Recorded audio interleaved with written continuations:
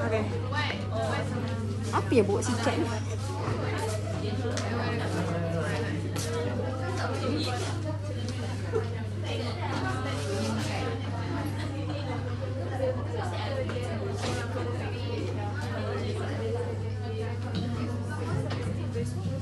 Okay, Assalamualaikum everybody. Okay, our group will present individual causes of delinquency. My name is Naz. Okay, my name is Sharmila Najwa. You can call me as Belle. My name is Siti Nur Ain, and you can call me Ain.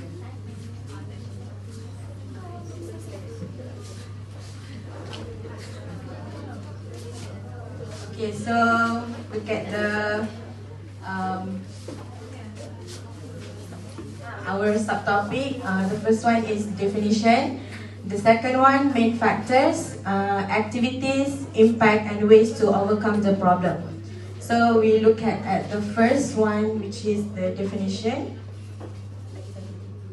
Okay, so definition of delinquency. Definition according to the Dewan Dictionary, delinquent adjective means behaving in a way that breaks the law, not seriously, or doing things that are not accepted by society.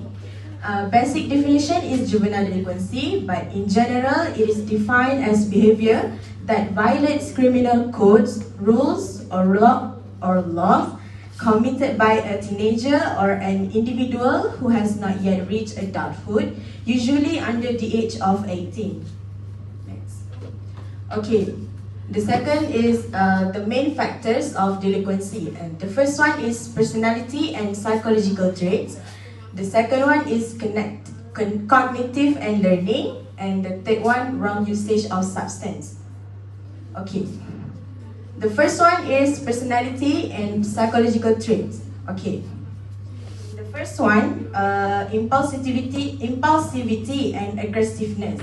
Teenagers who are highly impulsive and aggressive tend to act without considering the long-term consequences, and this is associated with brain structure. The second one,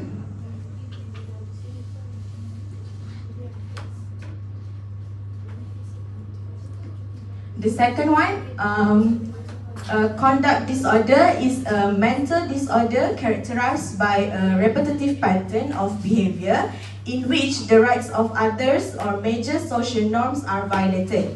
Teenagers with conduct disorder have a very high risk of becoming chronic offenders in adulthood. And the last one is low self-control. According to the general theory of crime, low self-control is the main cause of all criminal and crime-related behavior.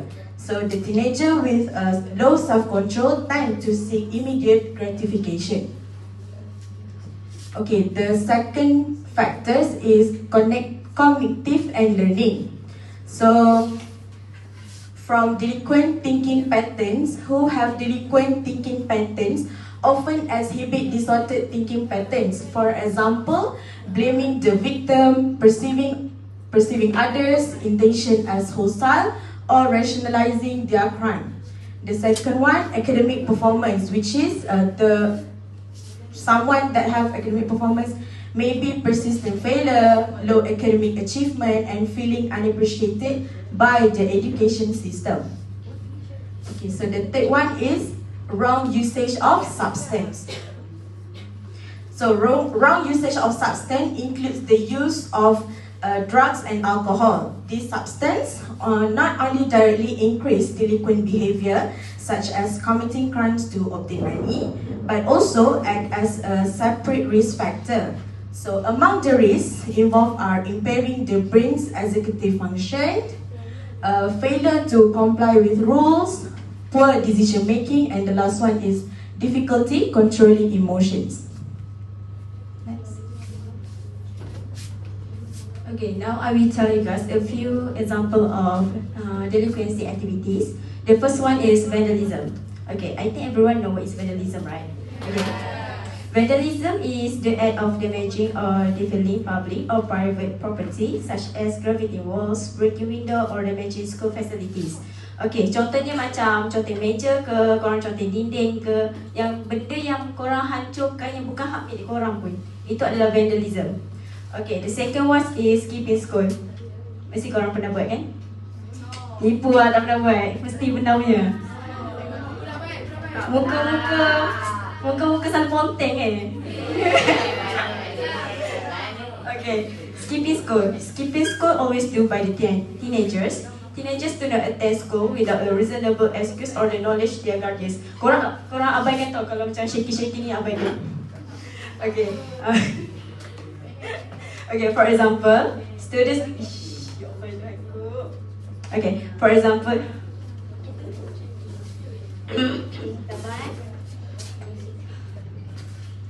Okay, for example, students are hanging out at the shopping mall during school hours. Okay, the third one is stealing. Okay, time kecil-kecil mesti kita akan pernahlah mencuri. Paling-paling pun kita buka dompet mak kita, kita ambillah sekupang ke, kan.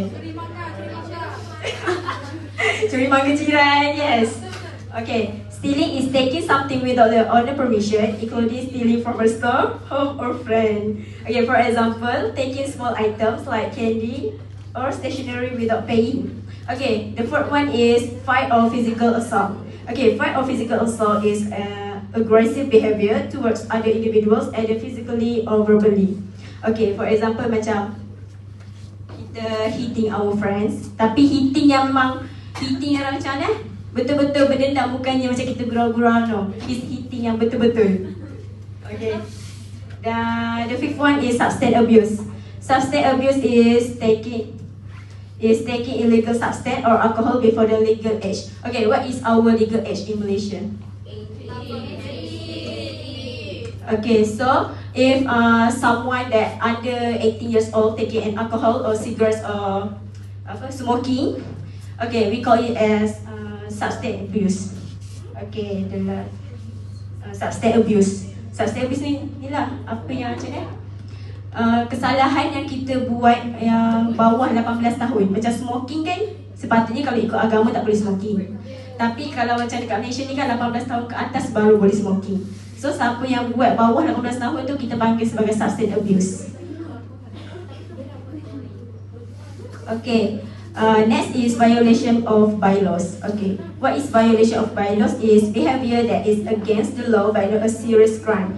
Contohnya macam korang yang naik motor ke naik kereta tanpa lesen, itu adalah violation of bylaws. Maksudnya crime yang kecil, bukannya crime yang besar macam membunuh. Okay, the last one is minor fraud or embezzlement.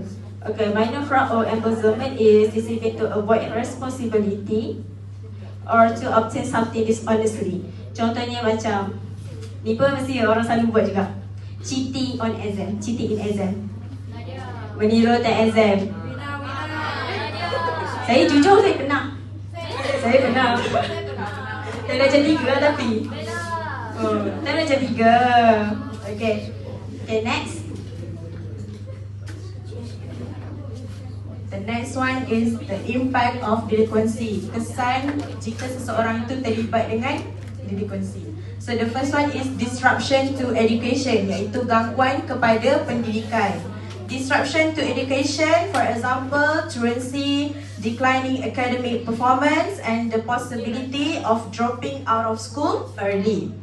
The second one is impair mental health, kesihatan mental terjejas, such as stress, anxiety, depressions, and possibly behavioral disorder. The third one is limited future opportunities, peluang masa depan yang sangat terhad. Limited future opportunities due to poor academic performance and potential social stigma. Peluang masa depan seseorang itu akan terhad disebabkan oleh prestasi akademik yang sangat lemah dan disebabkan oleh stigma sosial. Yang keempat, the fourth, social and family impact. Impak kepada sosial dan keluarga, where relationship with family may deteriorate, social isolation may occur, or there may be issues with self-control.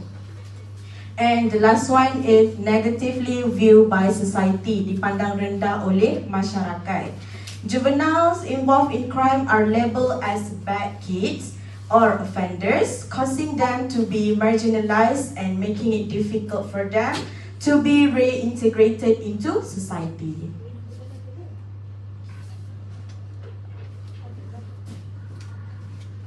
Okay, the last subtopic that I will explain for our presentation is ways to overcome the problem. Okay, in this topic, I divide into 4 roles, which is the role of the individual, the role of the family, the role of the school, and the role of society and government. Okay, let's see the first one. Okay, the role of the individual. Okay, what can individual do to overcome this problem? Okay, the first one is they can increase their self-awareness. Individuals need to understand the long-term consequences of negative action, and they need to choose. They need to know how to choose a good peers.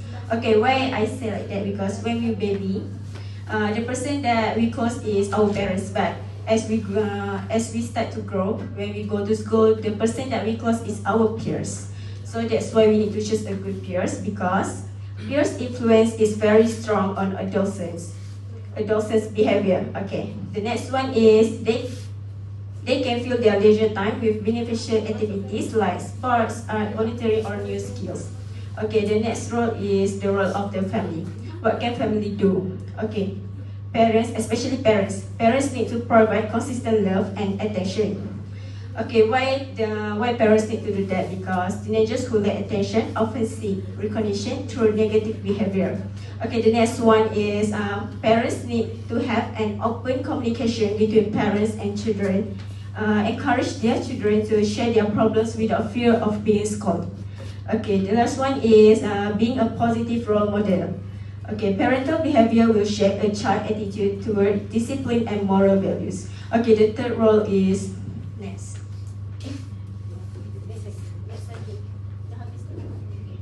Okay, the third role is the role of the school. Okay, the role of the school, what can they do is implementing moral education and pure values program. Okay, the objective of this program is to help students understand the consequences of wrongdoing. Okay, next is creating a positive and safe school environment. Okay, a conducive school environment can reduce students' stress and aggression. Korang faham ke kalau saya cakap English saja? Faham ke? Faham Kalau tak faham bagi tahu. Okay, the third one is encouraging extracurricular activities like sports, club, and outdoor activities can help teenagers receive an energy positively. Okay, the last role is the role of society and government. Okay, in this role, what can they do is advocating for youth-friendly community programs like motivation camps, mutual aid, or life skill workshop. Okay, they can also enforcing the law fairly and educating. Okay, this macam untuk metafor korang je lah. Punishment ni dia perlu rehabilitative, bukannya punitive. Punitive ni adalah inflicting or intended as punishment. Maksudnya dia bagi hukuman saja, dia tak ada pemulihan. Memang contoh korang buat salah, dihukum dan hukum. Maksudnya korang tak ada peluang pun untuk memperbaiki. Okay. The last one is aiding recovery programs and early intervention. For example, character rehabilitation programs, counseling for at-risk youth, and skills training. Okay, that's all for our presentation. Do you have any question? Or we will give you guys a question. Just a simple question.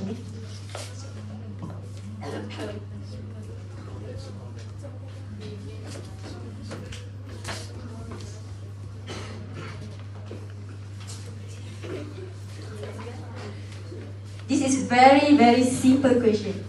What the meaning of punitive? I just explained. Yeah, I just explained 1 minute ago. What is the meaning of punitive? Apa maksud punitive?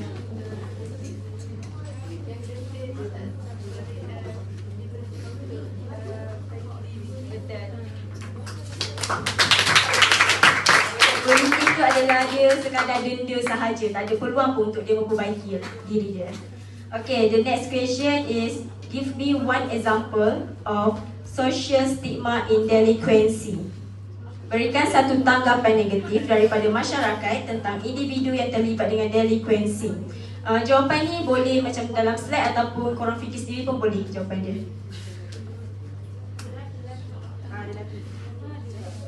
Lelaki.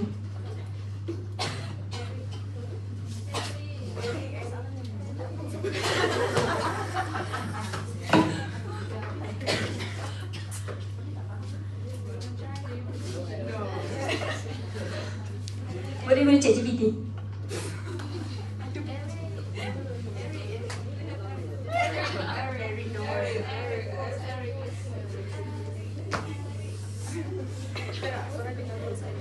Korang faham ke soalan dia? Kan dia nak jawab. Ataupun siapa yang tahu jawapan, bisik dekat Erin. Biar dia jawab.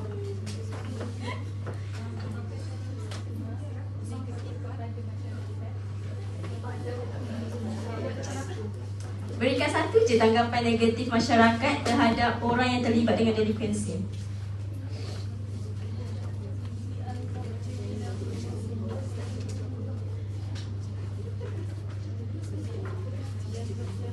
Okey, dia macam ni lah. Contohlah, jiran korang ada anak yang mengandung, anak luar nikah. Apa tanggapan korang dekat perempuan tu?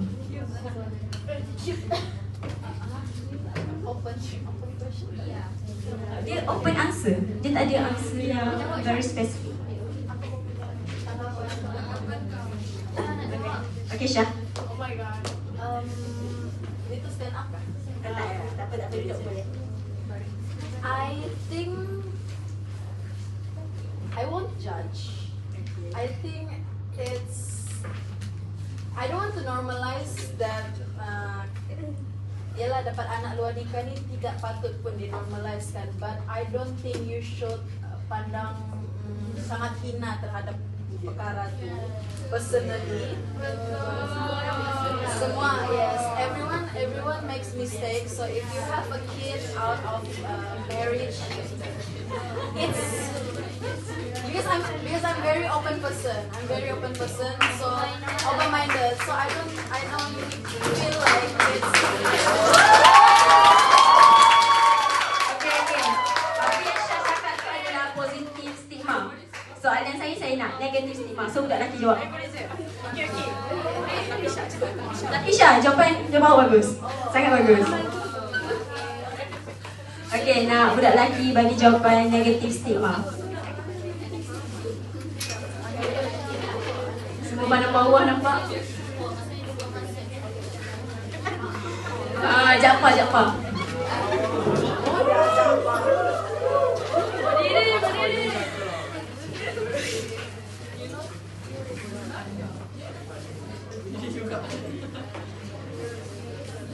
Bagi je ayat lawan kepada jawapan Syah tadi.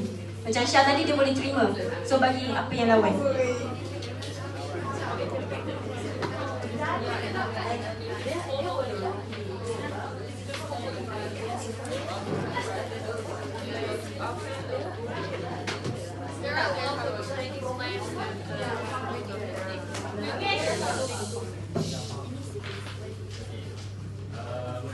Bagi saya, perempuan tu hendaklah masuk ke dalam kem pemulihan.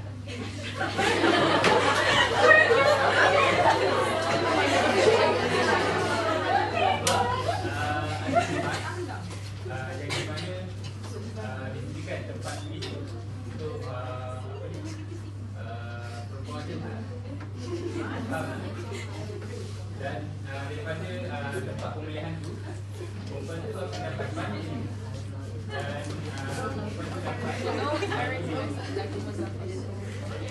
Okay. Thank you. That's all from us.